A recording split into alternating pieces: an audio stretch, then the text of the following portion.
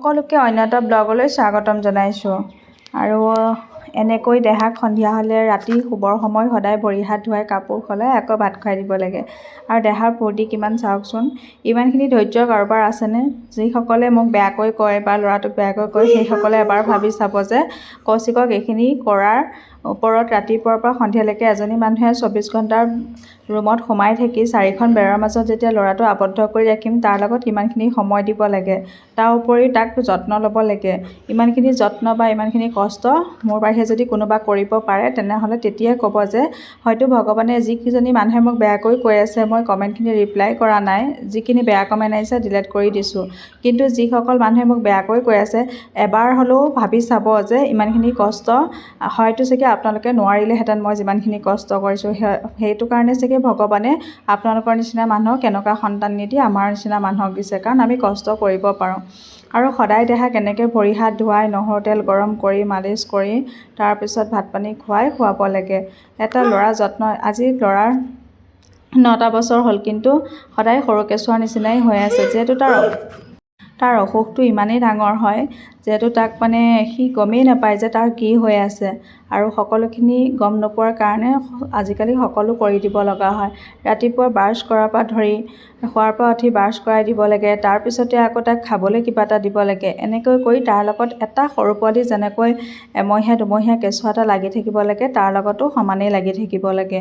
এনেকৈ কিমান দিন লাগিব নাজানো। সদায় ভাল হোৱাৰ আশাতেই ডক্তৰ তাত আজি অসমৰ পৰা বাহিৰত আহি দেখাই পিনে ল'ৰাৰ লগত লাগি আছোঁ।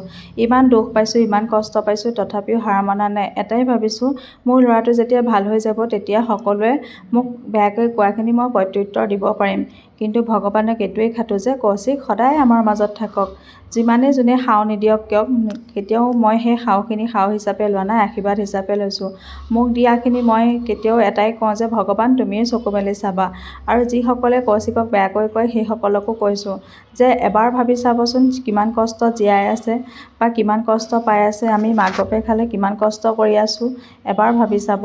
সেইখিনি ভাবি নোচোৱাকৈ এনেকৈ বেয়াকৈ নক'ব, কাৰণ ল'ৰাটোৱে যিখিনি দুখ পাই আছে আপোনালোকৰ পৰা ভাল মন্তব্য বিচাৰিহে ভিডিঅ' এটা আপলোড কৰোঁ। যেতিয়া কোনো নাথাকে নহয় সাহস হিচাপে যেতিয়া ফেচবুকত ভিডিঅ' এটা আপলোড কৰোঁ তেতিয়া কিন্তু আপোনালোকৰ যেতিয়া ভাল মন্তব্যবোৰ আহে তেতিয়া মনটো সঁচাকৈ বহুত ভাল লাগে।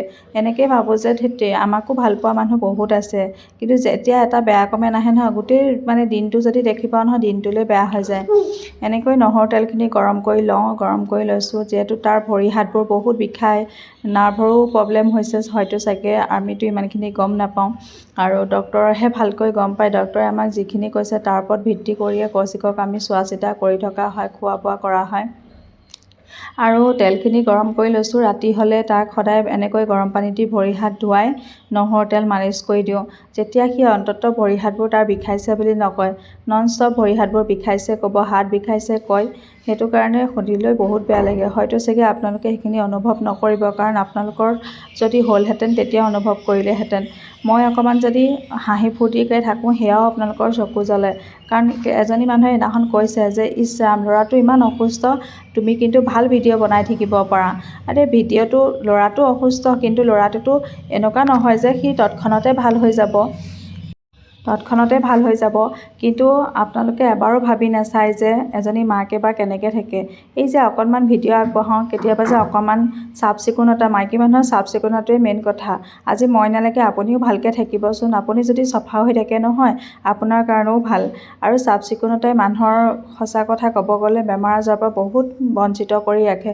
যদি আপুনি চফা হৈ থাকে আপোনাৰ কেতিয়াও বেমাৰ নহয়। আপুনি যিমানেই অসুস্থ নহওক কিয় আপুনি সদায় চাফ চিকুণত থাকিলে আপোনাৰ কেতিয়াও বেমাৰে হাত নাপায়। আৰু সেইখিনি ভাবিয়ে সদায় চাফ চিকুণত থাকোঁ। মই যেনেকৈ চাফা হৈ থাকোঁ তেনেকৈ কৌশিককো ৰাখোঁ। আৰু কৌশিক দেহাক ভাত খুৱাবলৈ এনেকুৱা দিগদাৰ হয় নহয়, আৰু প্ৰতিটো সাজত সি পানী খাব লাগে। যিহেতু তাৰ দেহাটো বহুত অসুস্থ হৈ আছে, সি গমেই নাপায় কি হৈছে কি নাই। সেইখিনি কথা সি গম নোপোৱাৰ কাৰণে তাৰ প্ৰতিটো স্মৃতি মই সাঁচি ৰাখিছোঁ। আজি 9টা বছৰ হ'ল, ভাবিছোঁ সি স্কুল যাব, কিন্তু দিনে দিনে যিমানখিনি অসুস্থ হৈ আহিছে বা সি বেয়া হৈ আহিছে কেতিয়াও ভবা নাই আৰু সি যে স্কুল যাব পাৰিব বুলি। তাৰ মাজতে তাক অকণমান কিতাপ পঢ়াওঁ, অকণমান খেলাওঁ, কেতিয়াও তাক মানে অনুভৱ কৰিব দিয়া নাই সি যে অসুস্থ বুলি। আপোনালোকৰ আগত কেতিয়াবা কিবা এটা কথা ক'লেও আপোনালোকে বেয়া পায়, কিন্তু সঁচা কথা ক'ব গ'লে যিসকলে বেয়া পায় নাচাব।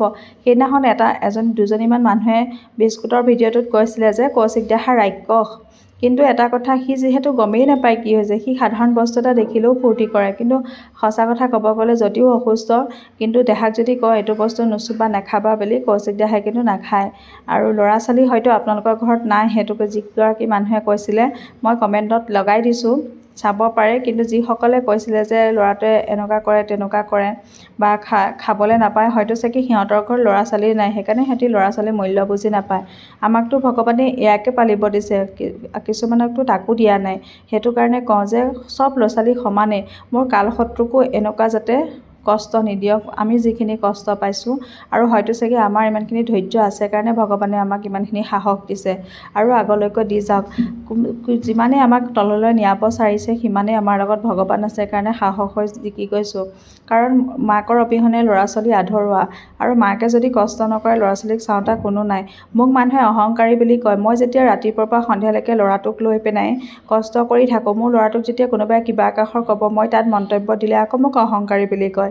সেয়াই আপোনালোকে বিচাৰ কৰি চাব, আৰু যদি যিসকলে কৌশিক দাহাক ভাল পায় ভিডিঅ'টো চাব, আৰু যিসকলে বেয়া পায় নাচাব। কিন্তু সঁচা কথা ক'ব গ'লে বেয়া মন্তব্য নকৰিব। জীৱনটো কেনেকৈ পাৰ কৰিছোঁ আমিহে গম পাইছোঁ, তাৰ বাদে কোনেও গম নাপায়। আৰু এনেকৈ কথা পাতি পাতি মানুহজন মই ল'ৰাটো একেলগে ভাত খাইছোঁ। আৰু দেহাক যে মোবাইলটো দিয়া হয়, মোবাইলটো কিয় দিয়া হয় জানেনে? কাৰণ কৌশিক দাহাক মোবাইলটো দিলে কৌশিক দাহে কি খাইছে গম নাপায়। ৰাতি যেতিয়া হয় নহয় তেতিয়া কৌশিক দাহাৰ মুখখনলৈ চাই মোৰ চকু পানী ওলায়। হয়তো চাগে আপোনালোকে অনুভৱ নকৰিব, কাৰণ কৌশিক দাহাই কিমান কষ্টত পাৰ কৰিব লগা হৈছে। দিনত যেতিয়া দুষ্টামিবোৰ কৰে তেতিয়া মইহে সহ্য কৰোঁ। আপোনালোকে হয়তো গম নাপাব যে কষ্ট মাকৰ কষ্ট বহুতে পাইছে মাক হিচাপে, কিন্তু এনেকুৱা কষ্ট কোনেও পোৱা নাই চাগে। কাৰণ দেহাক লৈ আজি এই ইমান ধুনীয়া মুখখন লৈ চাই আছোঁ, কাইলৈ হয়তো কি হ'ব তাকো নাজানো। লাহে লাহে কৌশিক দাহাৰ অৱস্থা বহুত বেয়া হৈ আহিছে। একেদিনাখন এটা কমেণ্ট আহিছে যে তই চাগে ল'ৰাটো মৰিবলৈকে বাট চাই আছ। কোনো মাকে ল'ৰাটো মৰক বুলি মই অসমৰ পৰা বাহিৰত আনি চিকিৎসা নকৰিলোহেঁতেন। এইবাৰে সৈতে আমি দুবাৰ অসমৰ পৰা বাহিৰলৈ চিকিৎসা কৰিবলৈ আহিলোঁ। এইবাৰ যোৱা বছৰো থাকিব লগা হৈছে, এবছৰো থাকিব লগা হৈছে। কিন্তু মানুহে নজনাকৈ সঁচাকৈ মন্তব্য দিব নালাগে। এটা সন্তান ডাঙৰ কৰোঁতে সকলোৰে কষ্ট হয়, কিন্তু আমি হয়তো অকণমান বেলেগকৈ পাইছোঁ, কাৰণ আমাৰ কষ্টটো অকণমান বেছি। কাৰণ সি গমেই নাপায় কি হৈছে কি নাই। আজি 9টা বছৰ অতিক্ৰম কৰি কৌশিক 10 বছৰত ভৰি দিব, এবাৰ আশাৰ পালে। কিন্তু কৌশিকে যে গমেই নাপায় যে কি হৈ আছে পৃথিৱীত, কি হ'বলৈ গৈ আছে, কোনটো কি হয় কোনটো কি। লাহে লাহে কথাবোৰো পাহৰি গৈছে।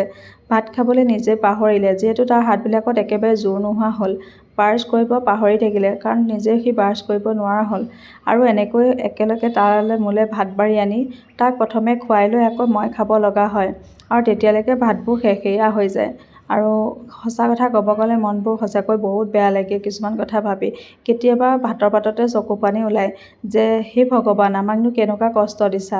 দেহা ভাল হৈ যাওকচোন, দেহা ভাল হৈ গ'লে আমি বহুত সুখী হ'ম। কাৰণ আমাৰ দুখ বুলিবলৈ একো নাই, অকল কৌশিকক লৈয়ে আমাৰ দুখ। কৌশিক দাহা যিদিনাখনেই সম্পূৰ্ণকৈ ভাল হ'ব সেইদিনাখনেই আমি পুণ্য পালোঁ বুলি ভাবিম। কিন্তু ভগৱানে সেইখিনি আমাক কেতিয়া চকু মেলি চাই নাজানো। আৰু আপোনালোকেও আশীৰ্বাদ কৰিব।